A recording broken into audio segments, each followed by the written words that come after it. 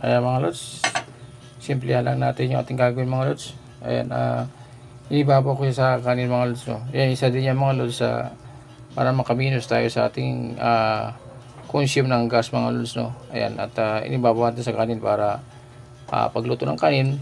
Ayan yung ating talbos ng kamote mga lods. So gagawin lang natin dito mga lods, ang gagawin lang natin dito ay mag-ensilada tayo mga lods. No? At siyempre, ito ay ensilada.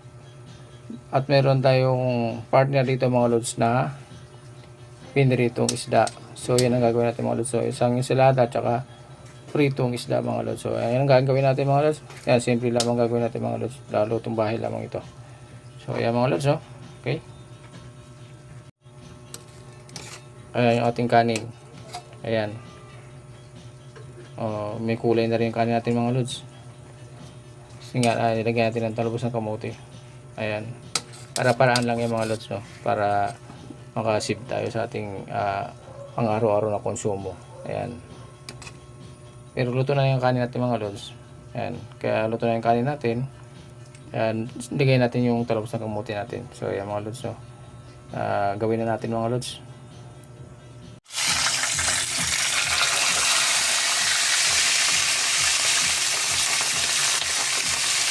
Nalag yung isang pipito natin. Ayan. Paksan natin mga lods. Tatalsikan yung mantika. Ayan.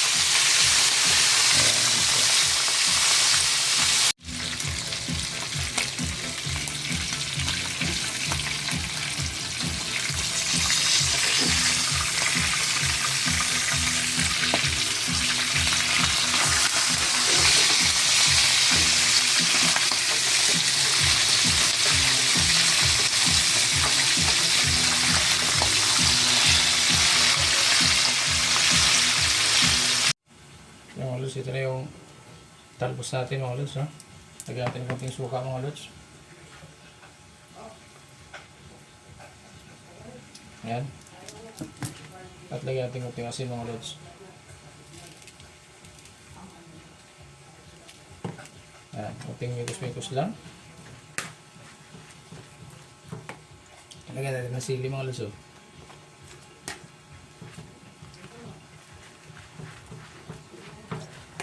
At ito yung ating kamatis mga lods. Ayan, kamatis natin. Lagyan natin yung luya mga lods. Ayan.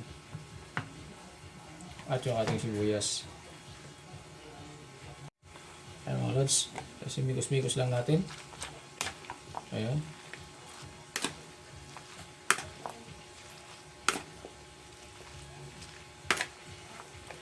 Basta ma-mix yan mga lods. Yung ating suka mga lods, ilagay natin yan. Sukang tuba yung mga lods, kaya kahit konti lang ilagay natin, talagang sobrang asim na siya mga lods. Kaya huwag tayo masyadong maraming suka mga lods, kasi maasim na yung ating sukang tuba. Ayan.